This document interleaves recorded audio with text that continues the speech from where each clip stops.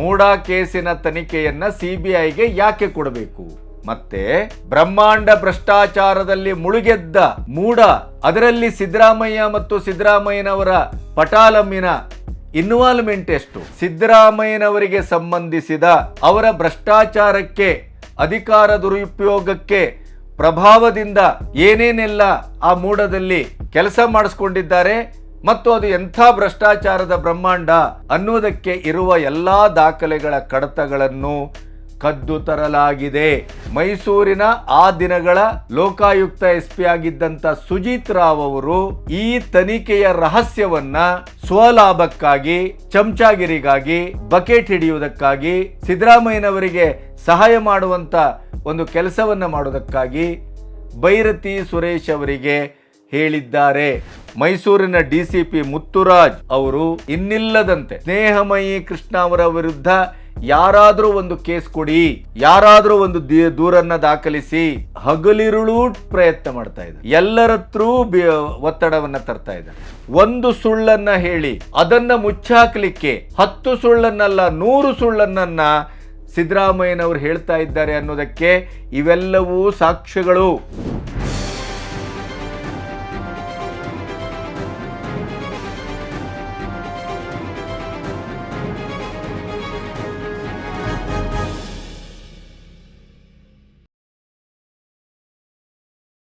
ನಮಸ್ತೆ, B Ganapati news ಚಾನಲ್ಗೆ ಸ್ವಾಗತ. ನನ್ನ ನ್ಯೂಸ್ ಚಾನಲನ್ನು ಸಬ್ಸ್ಕ್ರೈಬ್ ಮಾಡದೇ ಇದ್ದರೆ ಈಗಲೇ ಸಬ್ಸ್ಕ್ರೈಬ್ ಮಾಡಿ, ನಿಮ್ಮ ಹಿತೈಷಿಗಳಿಗೂ ಸಬ್ಸ್ಕ್ರೈಬ್ ಮಾಡಲು ಪ್ರೋತ್ಸಾಹಿಸಿ, ಸ್ವತಂತ್ರ ಪತ್ರಿಕೋದ್ಯಮಕ್ಕೆ ಬೆನ್ನಾಗಿ ಬೆಂಗಾವಲಾಗಿ ನಿಲ್ಲಿ. ಸಿದ್ದರಾಮಯ್ಯನವರು ಮೂಡಾ ಪ್ರಕರಣದಲ್ಲಿ ನನ್ನ ಯಾವುದೇ ಒಂದು ಸಂಬಂಧಪಟ್ಟಂಥ ಹಸ್ತಕ್ಷೇಪ ಆಗಲಿ, ಶಿಫಾರಸಾಗಲಿ ಅಥವಾ ಯಾವುದೇ ರೀತಿಯ ಇನ್ವಾಲ್ವ್ಮೆಂಟ್ ಇಲ್ಲ ಇಲ್ಲ ಇಲ್ಲ ಅಂತಲೇ ನಿರಂತರವಾಗಿ ಹೇಳ್ಕೊಂಡು ಬಂದಿದ್ದಾರೆ. ಅದು JDSನವರ ಕುತಂತ್ರ, ಕುರಿ ಕಾಯುವವನ ಮಗ 2ನೇ ಬಾರಿ ಮುಖ್ಯಮಂತ್ರಿ ಆದದ್ದಕ್ಕೆ ಹೊಟ್ಟೆ ಉರಿ ಸಹಿಸಲಾರದ ಜನಗಳು ನನ್ನ ಬಗ್ಗೆ ಷಡ್ಯಂತ್ರವನ್ನು ಮಾಡ್ತಾ ಇದ್ದಾರೆ. ಈ ಎಲ್ಲ ಮಾತುಗಳನ್ನು ನಾವು ಕೇಳಿ ಹಳಸಲಾಗಿದೆ.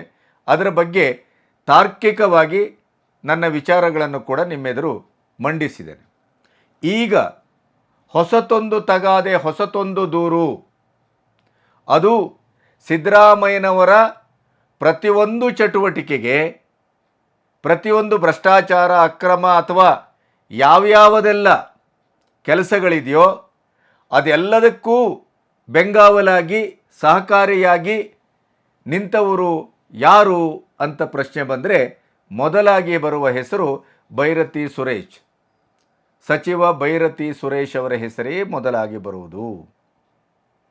ಈಗ ಅವರ ಮೇಲೇನೆ ಸ್ನೇಹಮಯಿ ಕೃಷ್ಣ ದೂರನ್ನು ಕೊಟ್ಟಿದ್ದಾರೆ ಪೊಲೀಸ್ ಮಹಾನಿರ್ದೇಶಕರಿಗೆ.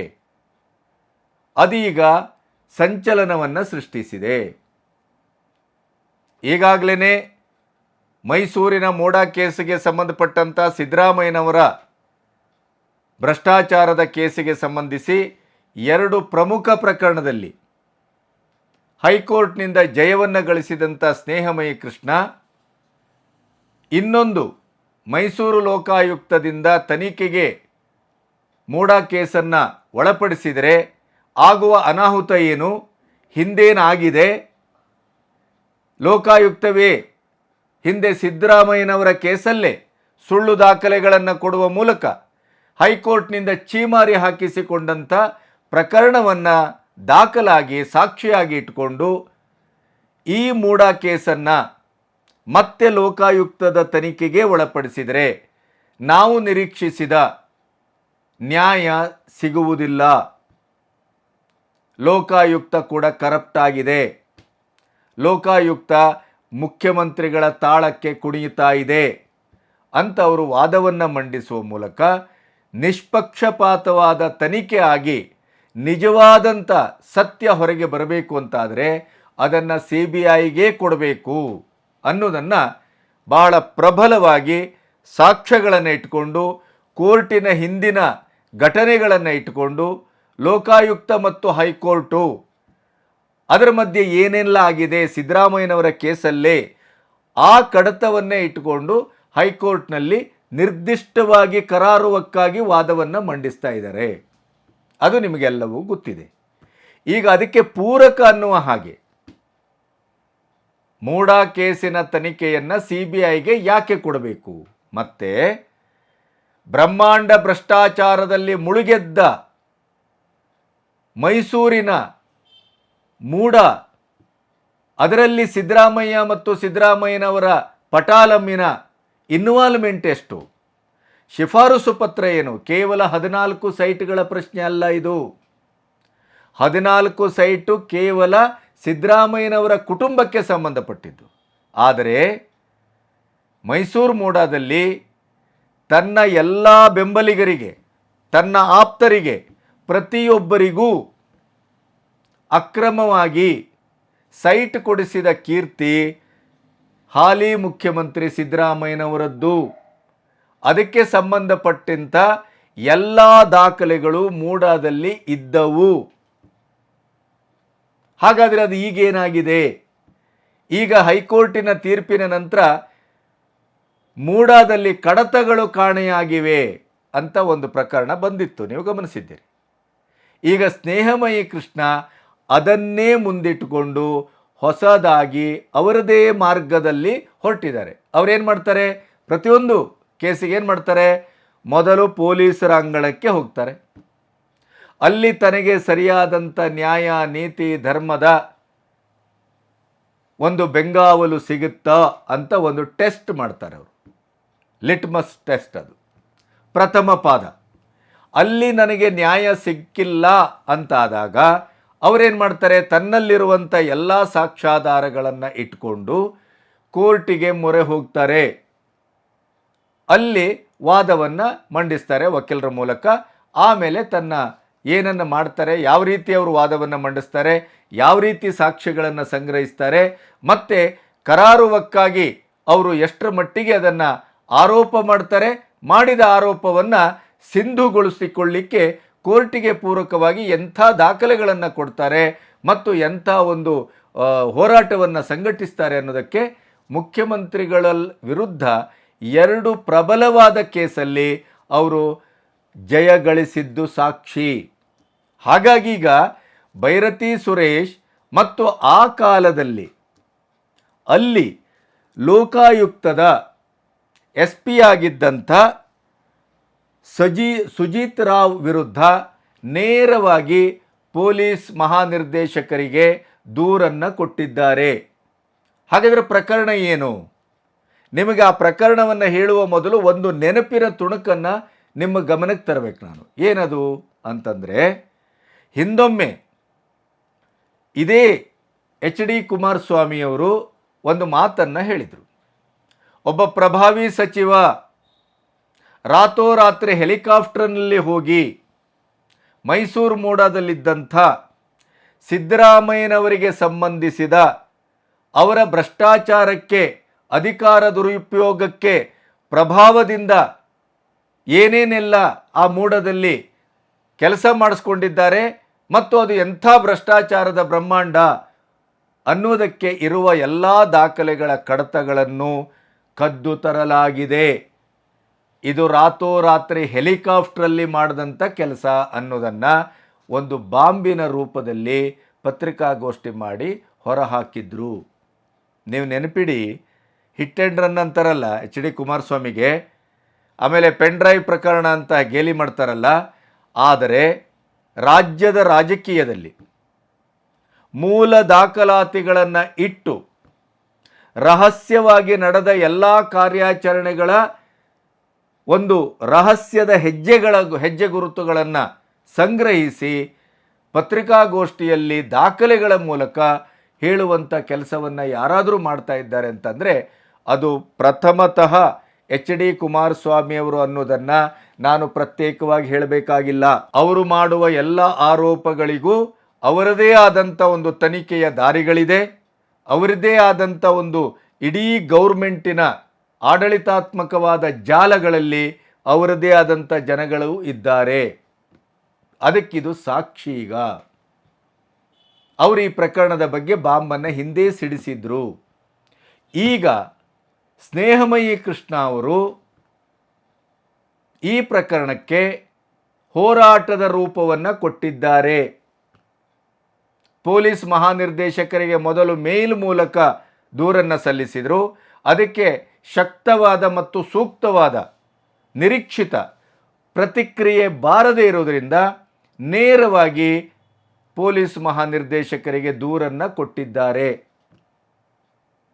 ಹಾಗಾದರೆ ಏನಿದು ಅಂತಂದರೆ, ಲೋಕಾಯುಕ್ತ ಒಮ್ಮೆ ಈ ಮೂಡಾದ ಪ್ರಕರಣಕ್ಕೆ ಸಂಬಂಧಪಟ್ಟು ಅಲ್ಲಿಯ ಮೂಲ ದಾಖಲೆಗಳನ್ನು ಪರಿಶೀಲಿಸಲಿಕ್ಕೆ ಸರ್ಚ್ ವಾರೆಂಟನ್ನು ಪಡೆದಿತ್ತು.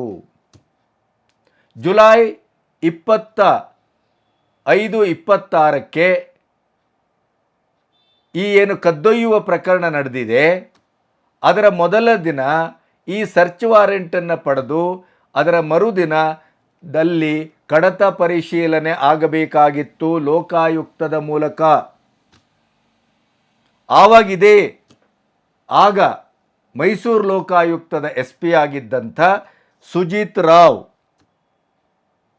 ಈ ರಹಸ್ಯವನ್ನು, ಲೋಕಾಯುಕ್ತದ ಈ ರಹಸ್ಯ ಕಾರ್ಯಾಚರಣೆಯ ವಿವರಗಳನ್ನು ಸಚಿವ ಬೈರತಿ ಸುರೇಶ್ ಅವರಿಗೆ ಮುಟ್ಟಿಸ್ತಾರೆ.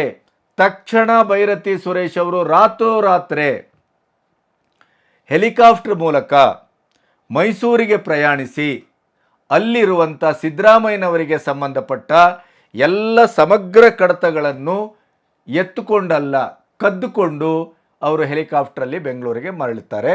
ಇದಕ್ಕೆ ಸಂಬಂಧಪಟ್ಟಂಥ ದಾಖಲೆಗಳನ್ನು ಸ್ನೇಹಮಯಿ ಕೃಷ್ಣ ಸಂಗ್ರಹಿಸಿದ್ದಾರೆ. ವೈಯಕ್ತಿಕವಾಗಿ ನಾನು ಇತ್ತೀಚೆಗೆ ಸ್ನೇಹಮಯಿ ಕೃಷ್ಣ ಅವರ ಸಂದರ್ಶನ ಮಾಡಿದ್ದನ್ನು ನೀವು ಗಮನಿಸಿದ್ದೀರಿ. ಡೇ ಟು ಡೇ ನೇರ ಸಂಪರ್ಕದಲ್ಲಿ ನಾನಿದ್ದೇನೆ. ಈ ಮಾತಾಡುವ ಮೊದಲು ಅವರೊಟ್ಟಿಗೆ ದೀರ್ಘವಾಗಿ ಮಾತಾಡಿದ್ದೇನೆ. ಅವರಿವತ್ತು ನಾನು ಪೊಲೀಸ್ ಇಲಾಖೆಗೆ ಏನನ್ನು ಕೊಟ್ಟಿದ್ದೇನೆ ದೂರಿನ ಮೂಲಕ, ಅದಕ್ಕಿಂತ ಹೆಚ್ಚು ಸಾಕ್ಷ್ಯಗಳು ನನ್ನ ಹತ್ರ ಇದೆ. ಒಮ್ಮೆ ಪೊಲೀಸ್ ಇಲಾಖೆ ಸರಿಯಾದ ತನಿಖೆಯನ್ನು ನನ್ನ ದೂರಿಗೆ ಸಂಬಂಧಪಟ್ಟು ಮಾಡದೇ ಇದ್ದರೆ ನೆಕ್ಸ್ಟ್ ಸ್ಟೆಪ್ ಏನು ಅಂತಂದರೆ, ನಾನು ಕೋರ್ಟಿಗೆ ಹೋಗ್ತೇನೆ. ಈ ಪ್ರಕರಣವನ್ನು CBI ಕೊಡಬೇಕು ಅಂತಲೂ ಮತ್ತೊಂದು ಕೇಸ್ ಹಾಕ್ತೇನೆ. ಯಾಕೆ ಅಂತಂದರೆ ಇದು ಬೇಲಿಯೇ ಎದ್ದು ಹೊಲಮೆಂದ ಕತೆ. ಮೈಸೂರಿನ ಆ ದಿನಗಳ ಲೋಕಾಯುಕ್ತ SP ಆಗಿದ್ದಂಥ ಸುಜಿತ್ ರಾವ್ ಅವರು ಈ ತನಿಖೆಯ ರಹಸ್ಯವನ್ನು ಸ್ವಲಾಭಕ್ಕಾಗಿ, ಚಮಚಾಗಿರಿಗಾಗಿ, ಬಕೆಟ್ ಹಿಡಿಯುವುದಕ್ಕಾಗಿ, ಸಿದ್ದರಾಮಯ್ಯನವರಿಗೆ ಸಹಾಯ ಮಾಡುವಂಥ ಒಂದು ಕೆಲಸವನ್ನು ಮಾಡೋದಕ್ಕಾಗಿ ಬೈರತಿ ಸುರೇಶ್ ಅವರಿಗೆ ಹೇಳಿದ್ದಾರೆ. ಆ ಮೂಲಕ ಅವರು ಹೆಲಿಕಾಪ್ಟರ್ನಲ್ಲಿ ಬಂದು ಅದರ ಎಲ್ಲ ದಾಖಲಾತಿಗಳು ಇರುವಂಥ ಕಡತವನ್ನು ಹೊತ್ತೊಯ್ದಿದ್ದಾರೆ, ಕದ್ದೊಯ್ದಿದ್ದಾರೆ.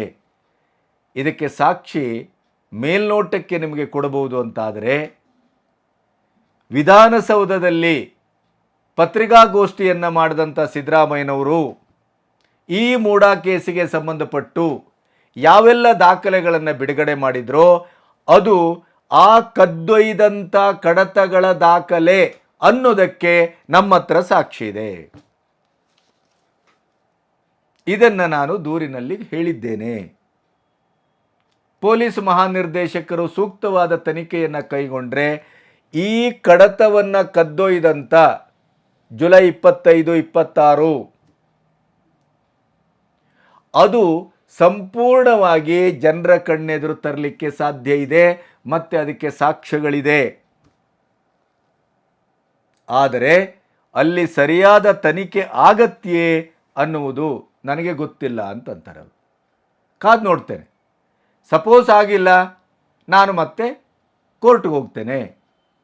ಇದು ನನ್ನ ದಾರಿ, ನಕ್ಷೆ.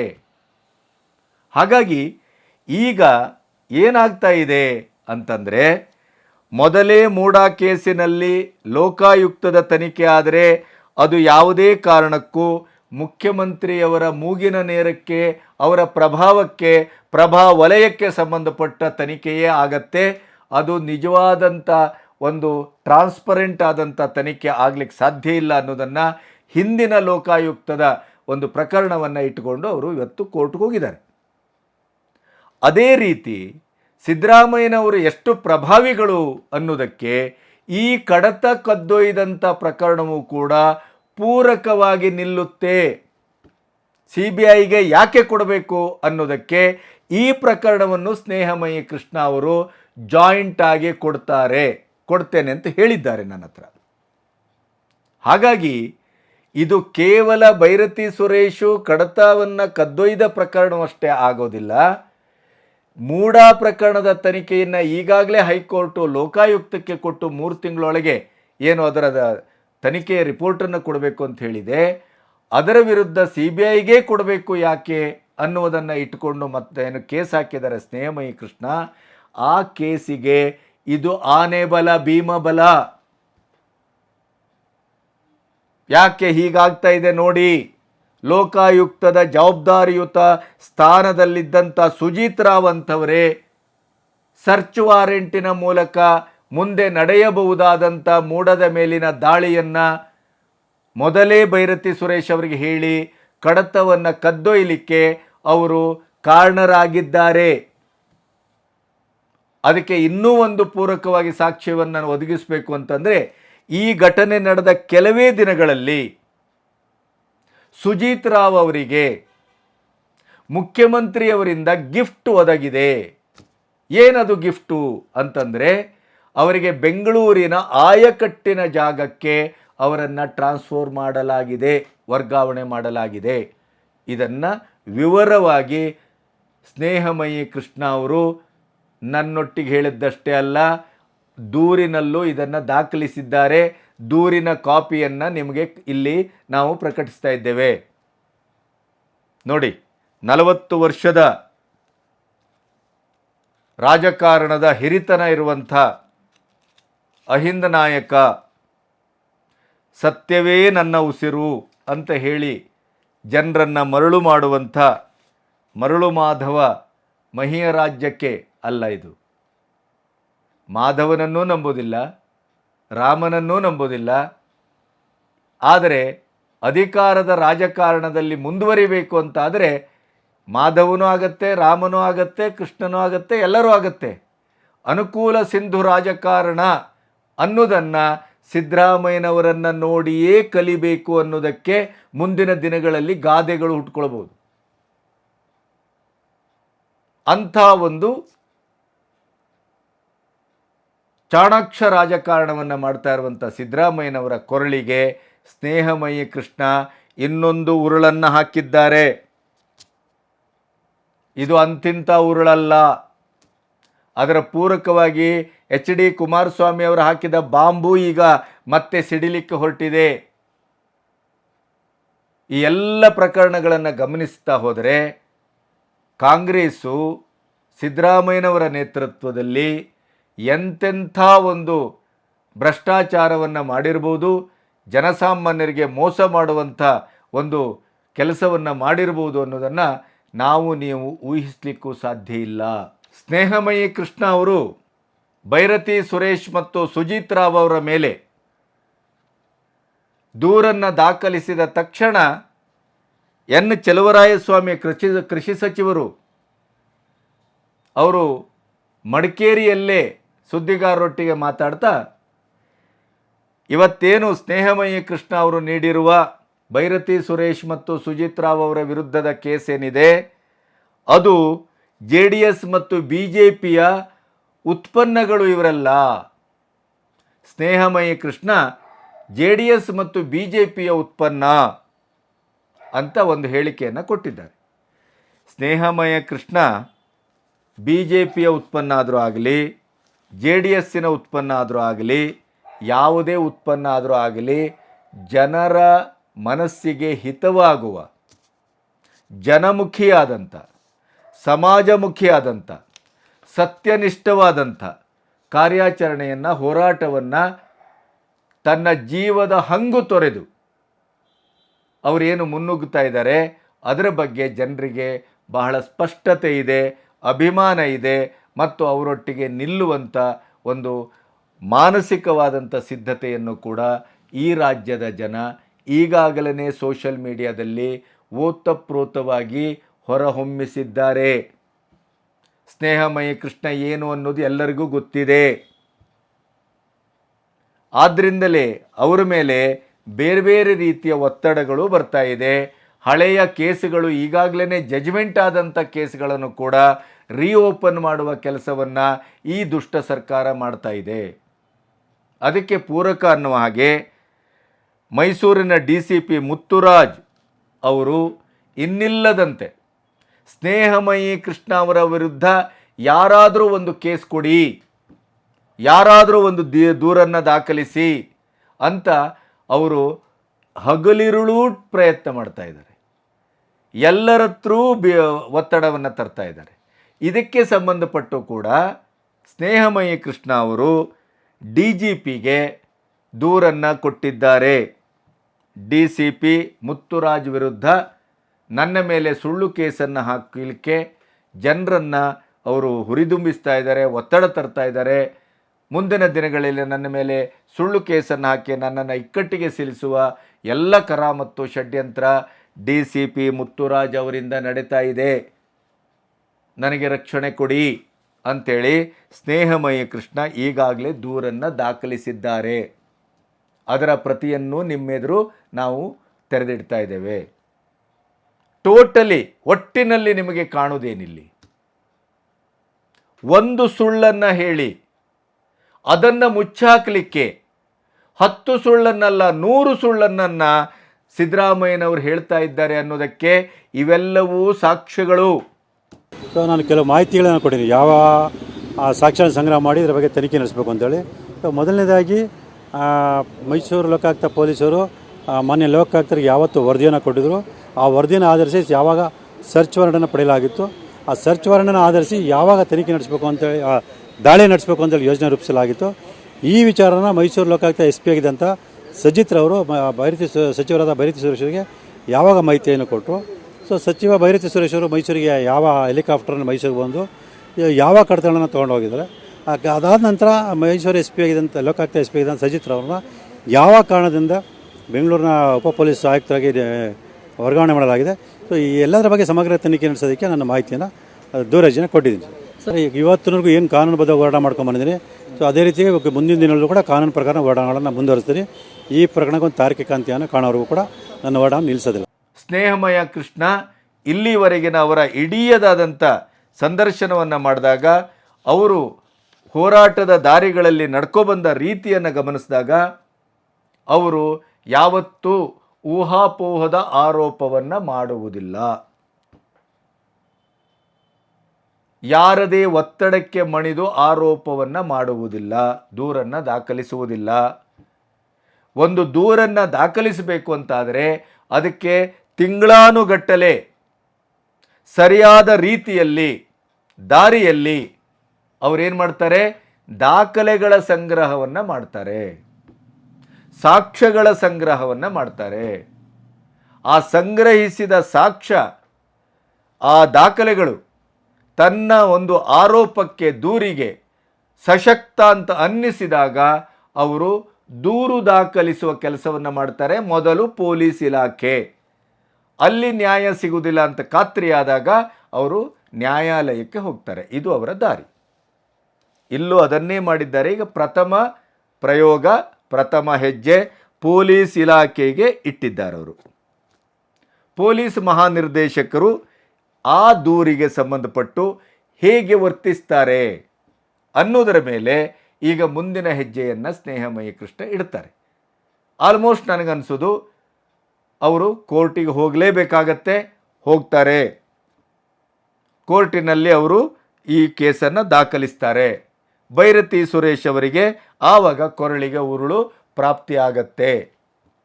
ಚಲುವರಾಯ ಸ್ವಾಮಿ ಅವರು ಏನು ಬೇಕಾದರೂ ಹೇಳಲಿ, ಅವ್ರು ಯಾರು ಉತ್ಪನ್ನ ಆದರೂ ಆಗಿರಲಿ, ಆದರೆ ನಾವು ತಿಳ್ಕೊಂಡಿದ್ದೇವೆ ಅವರು ಸ್ನೇಹಮಯಿ ಕೃಷ್ಣ ಜನರ ಉತ್ಪನ್ನ, ಜನರ ಭಾವನೆಯ ಉತ್ಪನ್ನ, ಪ್ರಜಾಪ್ರಭುತ್ವದ ಉತ್ಪನ್ನ, ಪ್ರಜೆಗಳಿಂದ ಪ್ರಜೆಗಳಿಗಾಗಿ ಪ್ರಜೆಗಳಿಗೋಸ್ಕರ ಅನ್ನುವಂಥ ಡೆಮಾಕ್ರಸಿಯ ಅಳಿವು ಉಳಿವಿನ ಸಂಕ್ರಮಣದ ಒಂದು ಕೊಂಡಿ ಸ್ನೇಹಮಯಿ ಕೃಷ್ಣ ಅಂತ ನಾನು ಭಾವಿಸ್ತೇನೆ. ಹಾಗಾಗಿ ಈ ದೂರು ಸಾಮಾನ್ಯ ದೂರ ಅಲ್ಲ. ಮೂಡಾ ಕೇಸಿನ ತನಿಖೆಗೆ CBIಗೆ ಕೊಡಬೇಕು ಅನ್ನೋದಕ್ಕೆ ಅತ್ಯಂತ ಮಹತ್ವದ ಸಾಕ್ಷ್ಯವಾಗಬಲ್ಲ ಮತ್ತು ವಾದ ಮಂಡನೆಯಲ್ಲಿ ಒಂದು ಬ್ರಹ್ಮಾಸ್ತ್ರವಾಗಿ ಸಲ್ಲಬಹುದಾದಂಥ ಈ ಕಡತವನ್ನು ಕದ್ದೊಯ್ದಂಥ ಭೈರತಿಯವರ ಮೇಲೆ ಕೊಟ್ಟಂಥ ಏನು ದೂರಿದೆಯಲ್ಲ, ಇದು ಅತ್ಯಂತ ಮಾರಕವಾಗಿ ಸಿದ್ದು ಅವರ ಮೂಡಾ ಕೇಸಿಗೆ ಇದು ದಕ್ಕುತ್ತದೆ ಅನ್ನೋದರ ಬಗ್ಗೆ ಯಾವ ಸಂಶಯವೂ ಬೇಕಾಗಿಲ್ಲ. ಪ್ರತಿಯೊಂದು ಹೆಜ್ಜೆಯನ್ನು ದೂರುದಾರರು ಎಷ್ಟು ಚೆನ್ನಾಗಿ ಯೋಚನೆ ಮಾಡಿ ಇಡ್ತಾ ಇದ್ದಾರೆ ಅಂತಂದರೆ ಆಶ್ಚರ್ಯ ಆಗುತ್ತೆ. ವಿಸ್ಮಯ ಹುಟ್ಟಿಸುವ ಮಟ್ಟಕ್ಕೆ ಸ್ನೇಹಮಯಿ ಕೃಷ್ಣ ಈಗ ಇನ್ನೊಂದು ದೂರನ್ನು ಕೊಟ್ಟಿದ್ದಾರೆ. ಇದರ ಪರಿಣಾಮ ಹೇಗಾಗಬಹುದು, ಏನಾಗಬಹುದು ಅನ್ನೋದನ್ನು ನಾವು ಊಹಿಸಬಹುದು. ಪೊಲೀಸಿಗ ಇಲಾಖೆಯಲ್ಲಿ ಚೆಂಡಿದೆ, ಬಾಲ್ ಇನ್ ಪೊಲೀಸ್ ಮಹಾನಿರ್ದೇಶಕರ ಅಂಗಣದಲ್ಲಿ ಅವರೇನು ಮಾಡ್ತಾರೆ ಅನ್ನೋದರ ಮೇಲೆ ಸ್ನೇಹಮಯಿ ಕೃಷ್ಣ ಮುಂದಿನ ಹೆಜ್ಜೆಯನ್ನು ಇಡ್ತಾರೆ. ಏನೇ ಆದರೂ ಕೂಡ ಇದು ಸಿದ್ದರಾಮಯ್ಯನವರಿಗೆ ನಮ್ಮ ಪತ್ರಿಕಾ ಮಾಧ್ಯಮದ ಅಥವಾ ಮಾಧ್ಯಮದ ಭಾಷೆಯಲ್ಲಿ ಹೇಳೋದಿದ್ದರೆ ಬಹುದೊಡ್ಡ ಹಿನ್ನಡೆ. ಅದಕ್ಕಿಂತ ಮುಖ್ಯವಾಗಿ ಮೂಡಾ ಕೇಸಿನ ತನಿಖೆಯನ್ನು CBIಗೆ ಕೊಡಬೇಕು ಅನ್ನುವ ಸ್ನೇಹಮಯಿ ಕೃಷ್ಣ ಅವರ ಏನು ದೂರು ದಾಖಲಾಗಿದೆ ಹೈಕೋರ್ಟಿನಲ್ಲಿ, ಅದಕ್ಕೆ ಇದು ಭೀಮ ಬಲವನ್ನು ತರುತ್ತೆ, ಆನೆ ಬಲವನ್ನು ತರುತ್ತೆ ಮತ್ತು ಸಾರ್ವಜನಿಕರಾಗಿ ಸಿದ್ದರಾಮಯ್ಯನವರ ಒಂದು ಒಟ್ಟು ರಾಜಕೀಯ ಜೀವನದಲ್ಲಿ ಭ್ರಷ್ಟಾಚಾರ ಅನ್ನೋದು ಎಷ್ಟು ನಾಜೂಕಾಗಿ ಅದು ಹಾಸುಹೊಕ್ಕಾಗಿದೆ ಅನ್ನೋದನ್ನು ಕೂಡ ಇದು ಸ್ಪಷ್ಟವಾಗಿ ತಿಳಿಸ್ತದೆ. ನ್ಯಾಯದ ಬಗ್ಗೆ ಮಾತಾಡ್ತಾರೆ, ಮೋದಿ ಬಗ್ಗೆ ಮಾತಾಡ್ತಾರೆ, ಪ್ರಜಾಪ್ರಭುತ್ವದ ಮೌಲ್ಯದ ಬಗ್ಗೆ ಮಾತಾಡ್ತಾರೆ, ಸಂವಿಧಾನದ ಬಗ್ಗೆ ಮಾತಾಡ್ತಾರೆ. ಸಂವಿಧಾನವನ್ನು ಉಳಿಸುವ ಒಂದು ಹೋರಾಟವೇ ಕಾಂಗ್ರೆಸ್ಸಿನ ಪ್ರಥಮ ಆದ್ಯತೆ ಅಂತ ಮಾತಾಡ್ತಾರೆ. ಆದರೆ ಮಾಡುವ ಕೆಲಸ ಏನು? ಮೂಡಾದಲ್ಲಿದ್ದಂಥ ಅತ್ಯಂತ ಮಹತ್ವದ ಕಡತವನ್ನೇ ಭೈರತಿ ಸುರೇಶ್ ಅವರ ಮೂಲಕ, ಒಬ್ಬ ಸಚಿವ ಅವರ ಮೂಲಕ ಹೆಲಿಕಾಪ್ಟರ್ ಕಳಿಸಿ ಅದನ್ನು ತರಿಸ್ಕೊಳ್ತಾರೆ ಅಂತ ಆದರೆ, ಕದ್ದು ಅಕ್ರಮವಾಗಿ ಕಾನೂನು ಬಾಹಿರವಾಗಿ, ಅದು ಎಂಥ ಮಹತ್ವದ ದಾಖಲೆ ಇರಬೇಕು? ಇದು ಈಗಿನ ಪ್ರಶ್ನೆ. ಹಾಗಾಗಿ ಸ್ನೇಹಮಯಿ ಕೃಷ್ಣ ಈಗ ಕೊಟ್ಟ ದೂರು ಇದು ಇಡೀ ರಾಜ್ಯದ ಜನತೆಯ ಕಣ್ತೆರೆಸಬೇಕಾದಂಥ ದೂರು. ಬಿಟ್ಟಿ ಭಾಗ್ಯವನ್ನು ನಂಬಿ ಕಣ್ಣು ಮುಚ್ಚಿಕೊಂಡು ಬೆಬ್ಬೆಟ್ಟನ್ನು ಒತ್ತಿದ್ರಲ್ಲ ಮತದ ರೂಪದಲ್ಲಿ, ಈಗ ನಾವು ಮಾಡಿದ ತಪ್ಪೇನು, ಅಪರಾಧ ಏನು? ಇಡೀ ಕರ್ನಾಟಕದ ಚರಿತ್ರೆಯಲ್ಲಿ ಯಾವತ್ತೂ ಈ ಮಟ್ಟದ ಖಜಾನೆ ಲೂಟಿಯಾದಂಥ, ಬರ್ಬಾದಾದಂಥ, ದಿವಾಳಿಯಾದಂಥ ಪ್ರಶ್ನೆಯೇ ಇರಲಿಲ್ಲ. ಬಹಳ ಸುಭಗ ರಾಜಕಾರಣಿ, ಸತ್ಯನಿಷ್ಠ ರಾಜಕಾರಣಿ, ಬಡವರ ಬಂಧು ಅನ್ನರಾಮಯ್ಯ, ಏನು ಬಿರುದುಗಳು, ಏನು ಕತೆ. ಆದರೆ ಒಳಗೊಳಗೆ ಗುಳಿಗೆ ಸಿದ್ಧ ಅನ್ನೋ ಹಾಗೆ ಅವರ ಬ್ರಹ್ಮಾಂಡದ ಭ್ರಷ್ಟಾಚಾರದ ಕತೆ ಈಗ ಮನೆ ಮಾತು. ಅದಕ್ಕೆ ಈಗ ಸ್ನೇಹಮಯಿ ಕೃಷ್ಣ ಇಟ್ಟ ಈ ಹೆಜ್ಜೆ ಇದೆಯಲ್ಲ, ಅದು ಇನ್ನಷ್ಟು ಭೀಭತ್ಸವಾದಂಥ ಒಂದು ಭ್ರಷ್ಟಾಚಾರದ ಮುಖವನ್ನು, ಆಳವನ್ನು, ವಿಸ್ತಾರವನ್ನು ಖಂಡಿತವಾಗಿಯೂ ತೋರಿಸಬಲ್ಲದು. ನಮಸ್ತೆ.